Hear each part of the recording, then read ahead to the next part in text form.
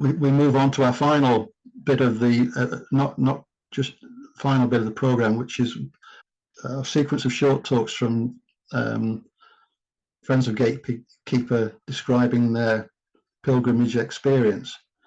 So we'll run this, and then we will move to close. And we will...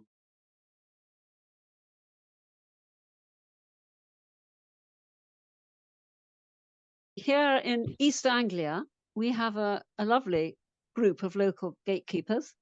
And one of us, a woman called Pam Bridges, has discovered a new ley line, well, new to us ley line.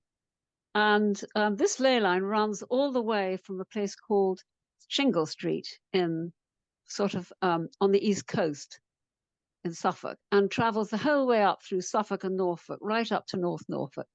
And it goes through abbeys and priories and sacred hills and all sorts of things, and lots of lovely old churches. And we've been pilgrimaging there along this line and discovering for quite a few years on the solstices and equinoxes. And I think a couple of years ago, we had with us a dowsing lady, and I'm sure lots of them were dowsers, but this one she was dowsing when we arrived in these churches. And then we would sort of explore and look inside the church, and then we'd start singing. And she said to us, it's amazing. She said, when you sing, the line widens right out. It really, really affects the line. And so we began to think, gosh, that's really interesting. And maybe this is something we should think more about. And that led us to what we're doing now, as well as our solstices and equinoxes. So we now end up by doing 8 things a year with Gatekeeper here, because we do what we call a troubadour trail. And that really means we go in the morning, in a morning, and we usually choose the quarter days. So we go at the time of Candlemas, Beltane, Lunasa, Samhain, so 4 times a year. And we literally just sing in 3 of the churches along the line. And then we go and have lunch somewhere and have a jolly time. And it's really taken off, and we've got quite a group now. We have a rehearsal in my house the week before we go, and so we can rehearse things. So we're, taking it a little bit seriously. We do a lot of Taizé chants, of course, and a lot of landscape chants and things, stuff we've written ourselves. And then there's the Anankora song, which is on our little video, We Are Here, which is a beautiful one to start anything off with. I expect we'll carry on with that till we get to the end of the line, and then who knows what else. But we've had a tremendously wonderful time doing it. So I'm going to be in Ludlow on the 11th of October. I'm going to be travelling over to Germany on the 17th, but I thought I might go to Ludlow Castle while I'm there, potentially, and also walk down to the River Team and the bridge there, because you can actually go in the water by the banks of the River Team. I used to live close by for 14 years.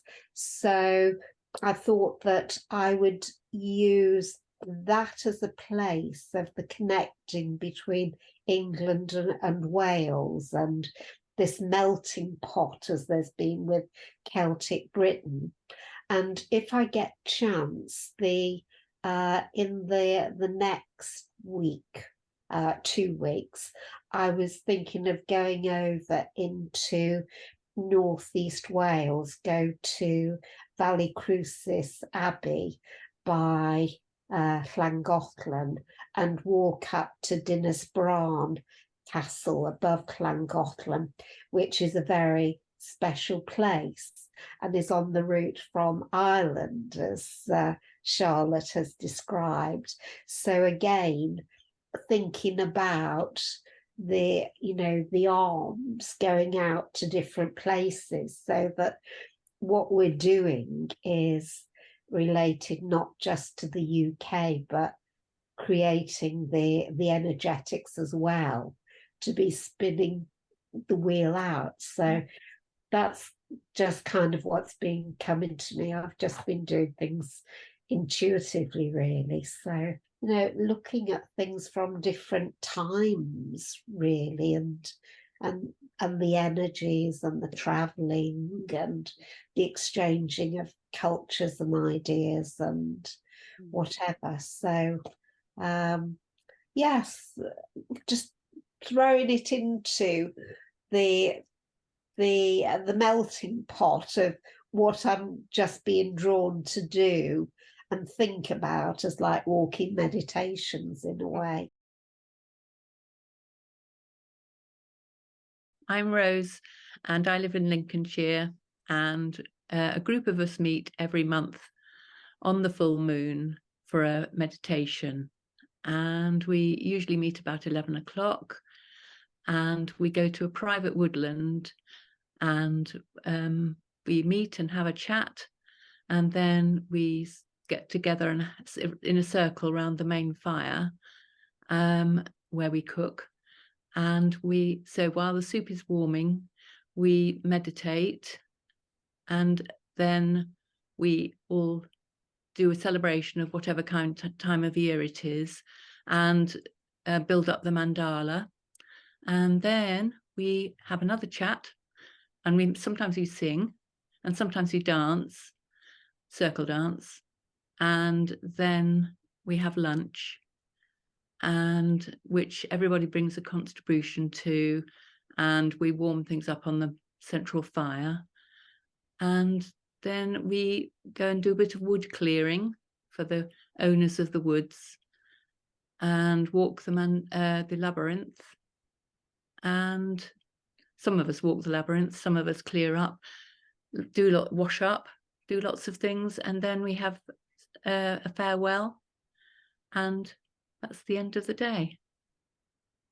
So Lincolnshire is in the landscape zodiac of Virgo, and which is very apt, as Virgo is always shown holding a sheaf of corn, and Lincolnshire is known as the breadbasket of England. And so that's how we relate to the British landscape zodiac.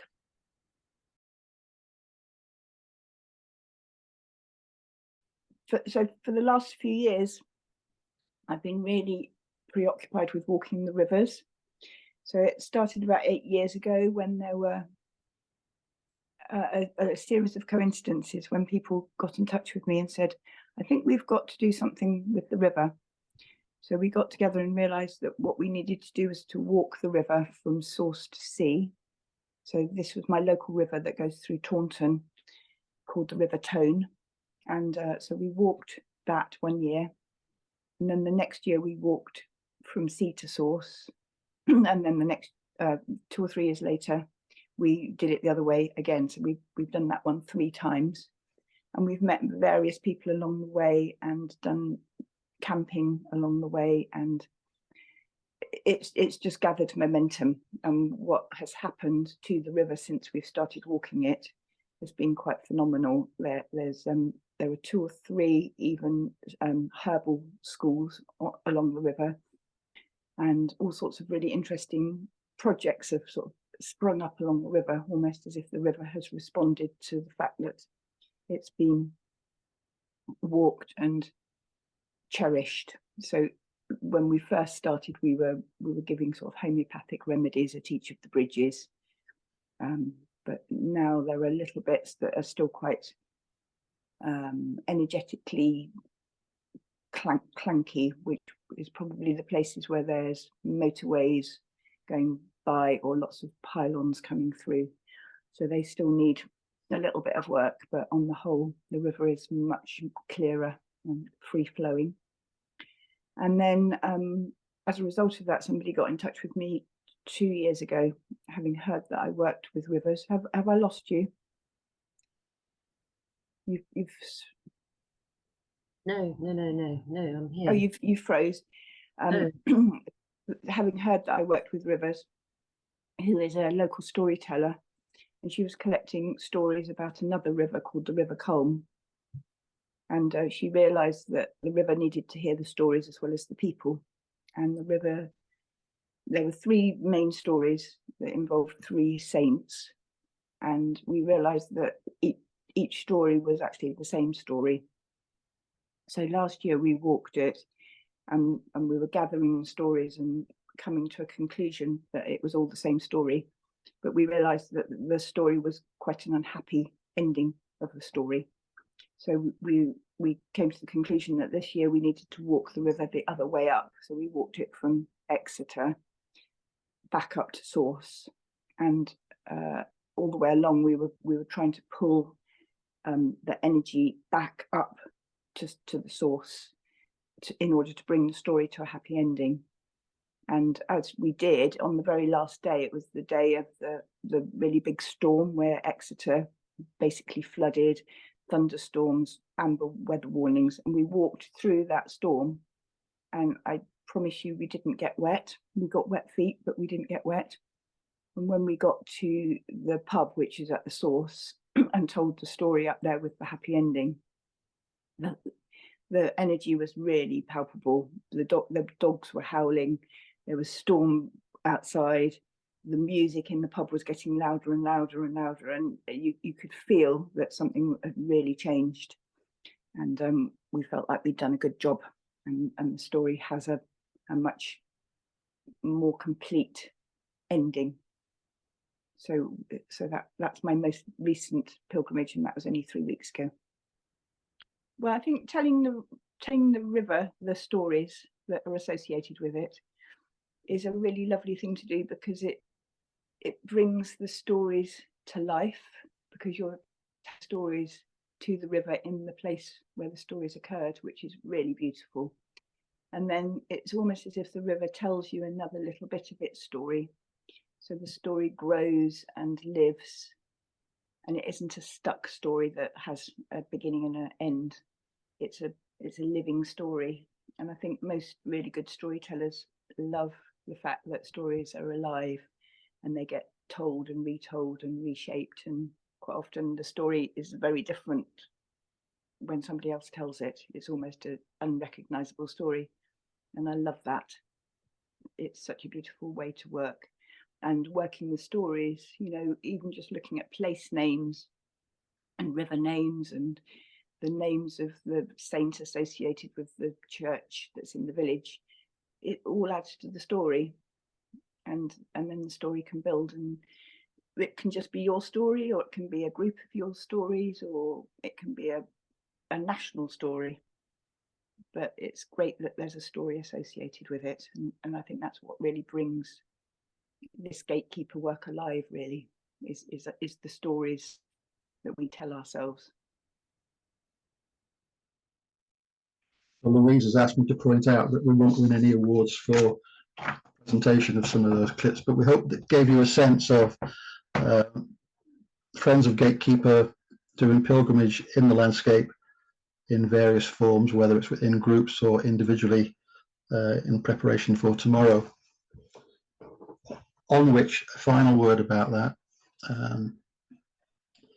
We are planning lighting of candles at 12 noon tomorrow in locations around the UK and also internationally. We have Spain, France, Germany, Denmark, USA, and I believe Australia as well. So we have a pretty good reach of the world tomorrow at lunchtime.